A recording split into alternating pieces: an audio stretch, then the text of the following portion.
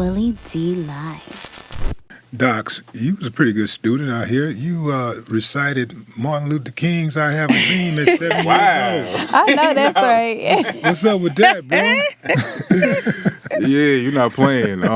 He's so intelligent. I always say he's like one of the most intelligent people I've ever met. He says words all the time, and I'm like, damn, I ain't never heard of that. So I'm going straight to Google just based on words he says. I'm always learning something. I was noticing how easily these medical terms were rolling off his lips. Yeah. I'm like, man, you could pretty much be a doctor out there It's if you wanted nothing to. for him. Nah, it's crazy because that's crazy that you mentioned that. I even forgot about that. I don't even know where you dug up that information. Well, I do what I can on the show. That's right. Yeah. But yeah, from very early, like I was just always comfortable speaking and in crowds and stuff like that. And I was always a student.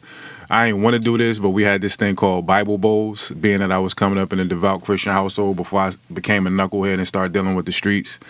Bible Bowl was almost like Bible Jeopardy. So my mother used to sit there and for hours at a time make me study all this information at the Bible to win the Bible Bowls. Of course, I always won. But that kind of turned into like my foundation for like my acumen as far as a student and just being thirsty for knowledge. And I carried that with me pretty much throughout my whole life. So even when I was in college, before I gracefully bowed out, that was a period of my life where I was questioning, do I really believe Christianity, at least as far as how it's being taught to me? And that's when I started studying everything, different religions, different philosophers. So I'm able to draw in. I'm a nigga from Newark. At the end of the day, I'm still super regular. I'm still hood in a lot of ways. So I'm able to draw in a lot of different pieces of information of how I relate things. Yeah. One last question before I let you guys go. Mm-hmm. And I want each of you to answer this question for me. I'm going to start with Candace. What is love? Oh, we've gotten this question before.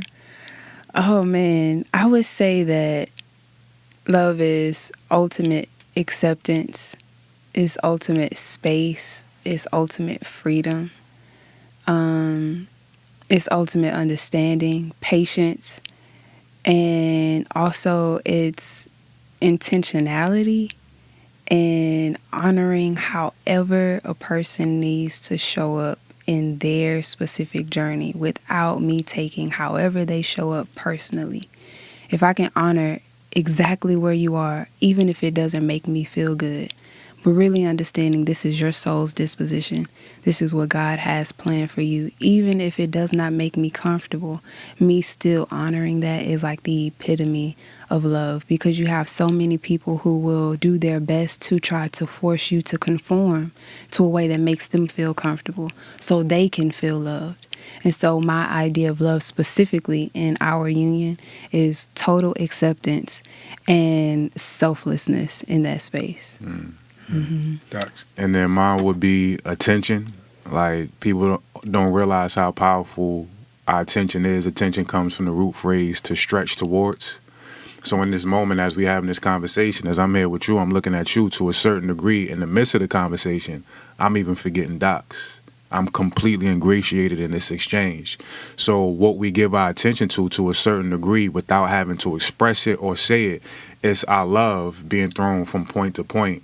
And in the midst of this relationship, I realized that she is my teacher as well as my student. But in me learning her, I learn more about myself, and I can't do that without giving my attention to the details of Candace. The fact that she don't like the wires hanging from the TV, and me realizing, like, you know what, I've been leaving that there too long. I understand now why aesthetics, feng shui is so important to women. Just one of the examples. But the more I become a student and give my attention to my wife, the more I learn about myself, the more I learn about the world. So for me, attention is the epitome of love. Yeah. Boom. Boom. Ladies and gentlemen, Docs Diggler, Candace Love. Yes. No more talk. Appreciate you, my brother. Thank you y'all. for having Appreciate us. you. Yeah.